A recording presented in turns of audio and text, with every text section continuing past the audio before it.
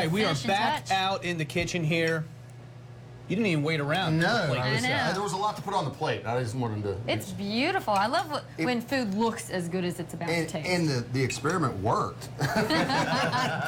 Exciting news, everybody. Yeah, Yes. really. A little bit of sesame seed on top. Anybody want green onions besides me? No. Not at all. Nope. All right, so Don't you also, ruin this dish. you also grew up some pineapple? Grilled a little pineapple on there. That was easy. I just hit it with a little pan spray, a little bit of salt, and threw it right up on the grill. And remind everybody what we've made here. In case Okay, they're this just is joining us. what we have here is we have a grilled and then plank finished tuna fillet. So a salt Let's and knock pepper. this out of the way so Yeah, maybe Bruce can show one of those gorgeous. A little salt and pepper, seared one side on the grill, then put it on some cedar planks that I had soaked for an hour or so. And then today I put them in a 350-degree oven for about 9 minutes, and they came out just right. We were hoping to grill them, but that's good Yeah. news in case it's raining Yeah, and then you still want to make That's them. right. You know, I was standing outside going, rain, and I'm like, oh, no gas. Oh, well, we'll adapt.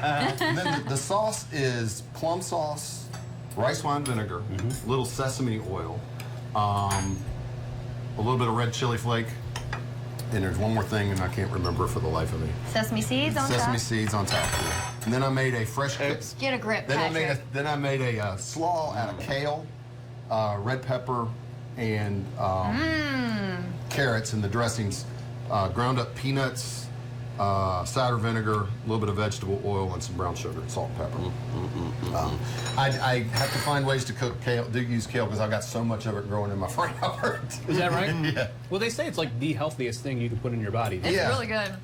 You can also put like a little bit of sea salt on it and bake it, and it's like chips. Yeah, If and you think then really hard and like get the thought of real chips out of your Yeah, mind. we were talking about that. Bruce and I were talking about that earlier. I made some at home, tossed them in a little olive oil, a little lime juice, and then used nutritional yeast, and it makes them cheesy. So it was real neat. This is really good. It really is. The sauce, actually both sauces, are really good. All the flavors together are perfect. The salad really complements it. All right, so you said it was about 9 minutes in the oven because we seared one side, so we had it was partially cooked. Put it on the planks, flipped it over, put it on the plank, put it in the oven 350 for 9 minutes. How long would we have kept that on the grill if we would have done it With fully? these thickness of steaks, it's probably been about the same. Oh, really? If you go up to a larger cut, you need probably 5 more minutes.